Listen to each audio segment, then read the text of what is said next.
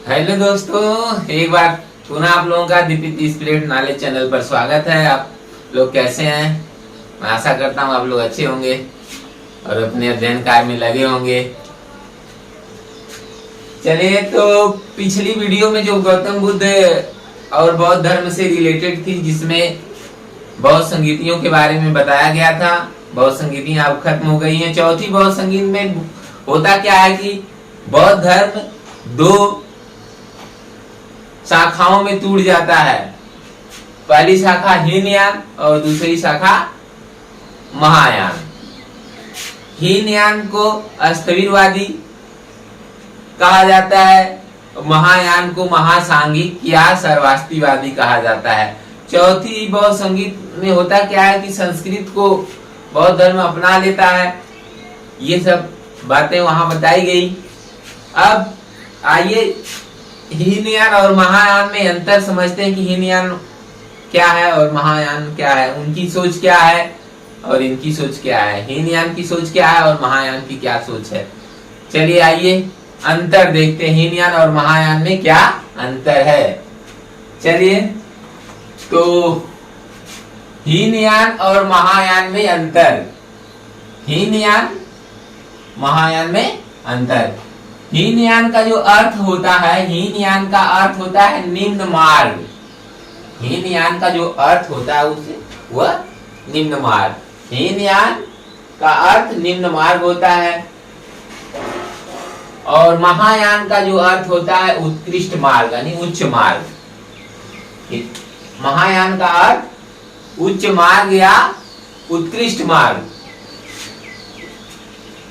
हीनयान में दूसरा पॉइंट क्या है? प्राचीन आदर्शों को मूल रूप में रखना चाहते हैं। हीनयान के जो अनुयायी हैं, हीनयान के जो बौद्ध भिक्षु थे, जो लोग थे, वो लोग क्या चाहते थे कि जो प्राचीन परंपराएं हैं, जो बौद्ध धर्म शुरू में जिन जिन बातों को मानता था, वही बातें आज भी बनी रहे। तो हीनयान क्या सोचता है कि जो प्राचीन आदर्श है वह मूल रूप में बना रहे, और महायान सोचता है प्राचीन आदर्शों में समय के साथ परिवर्तन हो। समय के साथ परिवर्तन हो। जैसे महायान वाले और हीनयान के लोगों ने जिन बातों का विरोध करके एक दूसरे से अलग हुए थे, उसमें क्या था? जैसे महायान वाले सोचते थे कि हम लोग आधुनिक जो जीवन है वैसे जिए, और हीनयान वाले सोचते थे कि हम लोग पुरानी परंपराओं के अनुसार जिए। तो इसी बात को लेकर विवाद हुआ था और हीनयान और महायान बना था। तो प्राचीन आदर्शों को समय के अनुसार परिवर्तन करना चाहते थे। प्राचीन आदर्शों में समय के अनुसार परिवर्तन चाहते थे महायान वाले। तीसरा पॉइंट हीनयान में श्रावक यान। यह जो हीनयान है इसे श्रावक यान भी कहा जाता है। हीनयान को श्रावक यान भी कहा जाता है। महायान को बोधिसत्व यान, बोधिसत्व यान भी कहा जाता है। महायान को क्या कहा जाता है? बोधिसत्व वान। और चौथा पॉइंट, हीनयान क्या करते थे? हीनयान के लोग मूर्ति पूजा का विरोधी। हीनयान के अनुयायी जो थे वो मूर्ति पूजा का विरोध करते थे और बुद्ध को महापुरुष के रूप में मानते थे, यानी बुद्ध को महापुरुष मानते थे। वहीं महायान वाले मूर्ति पूजक थे, अर्थात मूर्ति की पूजा करते थे और बुद्ध को देवता के रूप में मानते थे, अर्थात बुद्ध को देवता के रूप में मान करके बुद्ध की मूर्ति बना के उसकी पूजा करते थे। कौन? महायान वाले। भारत में सबसे पहले गौतम बुद्ध की मूर्ति पूजा प्रारंभ होती है। सबसे पहले मूर्ति पूजा प्रारंभ किसकी होती है? भगवान बुद्ध की। भगवान बुद्ध की मूर्ति पूजा सबसे पहले महायान वाले ही किए थे। चलिए आगे देखते हैं। यह जो हीनयान है वह व्यक्तिवादी धर्म है। यह जो हीनयान है वह व्यक्तिवादी धर्म है, अर्थात एक पर्सनल लाभ के बारे में सोचता है ये धर्म। ये धर्म क्या करता है? व्यक्तिवादी। और यह महायान परोपकारी धर्म है। परोपकारी मतलब दूसरे के सुख, दूसरे परोपकार करना चाहता है ये धर्म, परोपकारी धर्म है। और ये व्यक्तिवादी धर्म है। ये जो धर्म है यह स्वयं की साधना से मोक्ष प्राप्त करना चाहता है। ये जो हीनयान है व्यक्तिवादी है और स्वयं की साधना के माध्यम से क्या मोक्ष प्राप्त करना चाहता है। चलिए आगे है। हीनयान मांस खाना वर्जित मानता है। हीनयान के जो अनुयायी हैं वह अगर हीनयानी है तो उन्हें मांस खाना वर्जित है। हीनयान में मांस खाना वर्जित था।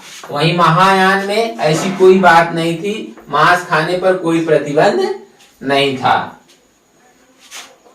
कोई तीर्थ नहीं मानते थे। हीनयान कोई तीर्थ नहीं मानता था।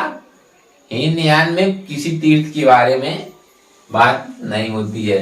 वहीं महायान के जो अनुयायी हैं, महायान 4 तीर्थों को मानता है। 4 तीर्थ में लुम्बिनी, बोधगया, सारनाथ, कुशीनगर। आप जानते हैं कि लुम्बिनी में भगवान बुद्ध का जन्म हुआ था। बोधगया में उन्हें ज्ञान की प्राप्ति होती है और सारनाथ में प्रथम उपदेश दिए थे तथा कुशीनगर में उनको महापरिनिर्वाण प्राप्त होता है। इस तरह से इन चारों स्थानों को वह धाम के रूप में मानते हैं, तीर्थ के रूप में मानते हैं। तीर्थ के रूप में मानते हैं कौन? महायान के लोग।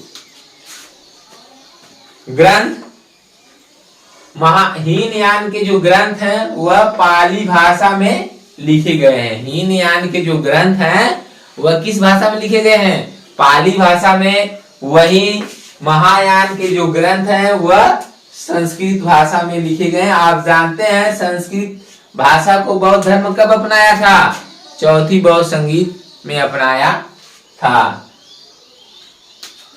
हीनयान अपने धर्म का प्रचार कहाँ किए? दक्षिण भारत, लंका, वर्मा और थाईलैंड। हीनयान वाले दक्षिण भारत की तरफ बढ़ गए और अपने धर्म का अर्थात हीनयान का प्रचार किए। पहले दक्षिण भारत किए, फिर दक्षिण भारत के बगल में श्रीलंका है, श्रीलंका गए, वहां किए। फिर वहीं बर्मा है, वहां जाते हैं। बर्मा के बगल में थाईलैंड है, वहां जाते हैं। फिर उधर आगे बढ़ जाते हैं लाओस, कंबोडिया, वियतनाम की तरफ।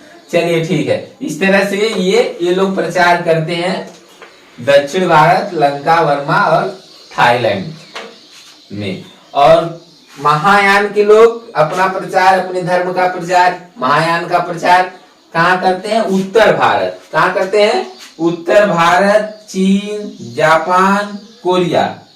अब उत्तर भारत की तरफ बढ़ेंगे तो चीन मिलेगा। उत्तर भारत में कर लिए तो फिर चीन में किए, फिर चीन के बगल में वही जापान है, वहां भी कर लिए। और कोरिया, चीन से ही सटा हुआ कोरिया है, वहां भी करें। इस तरह से और भी देशों में किए होंगे। उधर चीन से सटे हुए देश जो है, मंगोलिया, कजाकिस्तान, ये सब जो है और सब तमाम देशों में किए होंगे। तो फिलहाल इतना जानते रहिए कि ये प्रचार कहाँ करते हैं? उत्तर भारत, चीन, जापान, कोरिया की तरफ बढ़ते हैं और ये लोग दक्षिण भारत, लंका, वर्मा, थाईलैंड की तरफ बढ़ते हैं। तो इस तरह से ये हीनयान और महायान में अंतर आपने देखा। सबसे पहले अंतर क्या था? हीनयान का अर्थ निम्न मार्ग होता है, वही महायान का अर्थ उत्कृष्ट मार्ग होता है। प्राचीन आदर्शों को मूल रूप में रखना चाहते हैं, प्राचीन आदर्शों में परिवर्तन चाहते हैं महायान वाले। श्रावक यान इसे कहा जाता है, इसे श्रावक यान भी कहा जाता है, इसे बोधिसत्व यान कहा जाता है। मूर्ति पूजा का विरोध करते हैं हीनयान वाले और भगवान बुद्ध को महापुरुष के रूप में मानते हैं। वहीं महायान वाले मूर्ति पूजक थे और भगवान बुद्ध को देवता के रूप में पूजते थे। आदर्श आदर्श क्या था? अरहत पद को प्राप्त करना, छूट गया था। अरहत पद को प्राप्त करना, अरहत पद को प्राप्त करना इनका आदर्श था और यहाँ पे इनका आदर्श बोधिसत्व था। अरहत अरहत का मतलब होता है अपनी साधना, अरहत का मतलब होता है अपनी साधना के माध्यम से मोक्ष प्राप्त करना, निर्वाण प्राप्त करना और पुनर्जन्म न लेना, अर्थात महापरिनिर्वाण प्राप्त हो जाएगा। अरहत का मतलब क्या है? आप मोक्ष प्राप्त करेंगे और फिर बाद में पुनर्जन्म नहीं लेंगे। अरहत, भगवान बुद्ध को अरहत भी कहा जाता है इसीलिए। और बोधिसत्व में क्या होता है? अपनी साधना से मोक्ष प्राप्त करेंगे, लेकिन क्या होगा? दूसरों को मोक्ष प्राप्त कराने में सहायता करने के लिए पुनः मानव या पशु के रूप में आते हैं, लोग जन्म लेते हैं, आते हैं। कौन? बोधिसत्व जो प्राप्त किए हैं। तो इस तरह से आगे ये धर्म व्यक्तिवादी है हीनयान, और यह परोपकारी धर्म है। मांस खाना इसमें वर्जित है हीनयान में, और महायान में ऐसी कोई बात नहीं है, खा भी सकते हैं। ये हीनयान कोई तीर्थ नहीं मानता है, महायान वाले 4 तीर्थ मानते हैं, लुम्बिनी, बोध गया, सारनाथ, कुशीनगर। ग्रंथ इनका पाली भाषा में, हीनयान के ग्रंथ पाली भाषा में लिखे गए हैं, महायान के ग्रंथ संस्कृत भाषा में लिखा गया है। हीनयान वाले प्रचार करते हैं दक्षिण भारत, लंका, बर्मा, थाईलैंड में, वहीं महायान वाले उत्तर भारत, चीन, जापान, कोरिया में करते हैं। श्रावक, जैसे यहाँ पे लिखा है श्रावक, श्रावक का मतलब क्या होता है? श्रावक होता है जीवन के क्लेश से त्रस्त होकर, जीवन के क्लेश से त्रस्त होकर निर्वाण पथ पर अग्रसर व्यक्ति श्रावक होता है। वह व्यक्ति जो जीवन के क्लेश से, जीवन में जो क्लेश है उस क्लेश से परेशान होकर के निर्वाण प्राप्त करने की तरफ अग्रसर होता है, उसे क्या बोला जाता है? श्रावक बोला जाता है, उसे श्रावक बोला जाता है। तो श्रावक जीवन के क्लेश से त्रस्त होकर निर्वाण पथ पर अग्रसर व्यक्ति श्रावक कहलाता है। बोधिसत्व, बोधिसत्व व्यक्ति क्या होता है? बोधिसत्व व्यक्ति वह कहलाता है जो निर्वाण प्राप्त कर चुका है, लेकिन दूसरों के निर्वाण में सहायता के लिए आते हैं, मानव या पशु के रूप में आते हैं। चलिए, इस तरह से आपने ये हीनयान और महायान में क्या डिफरेंस है इसे आपने देखा, आप इसे समझे। चलिए, इस तरह से ये लेक्चर हमारा छोटा सा था, ये समाप्त होता है। आपको लेक्चर कैसा लगा? अगर अच्छा लगता है तो लेक्चर को लाइक करिए, वीडियो को लाइक करिए, शेयर करिए तथा चैनल को जरूर सब्सक्राइब करिए। ठीक है, आप सभी लोगों को धन्यवाद।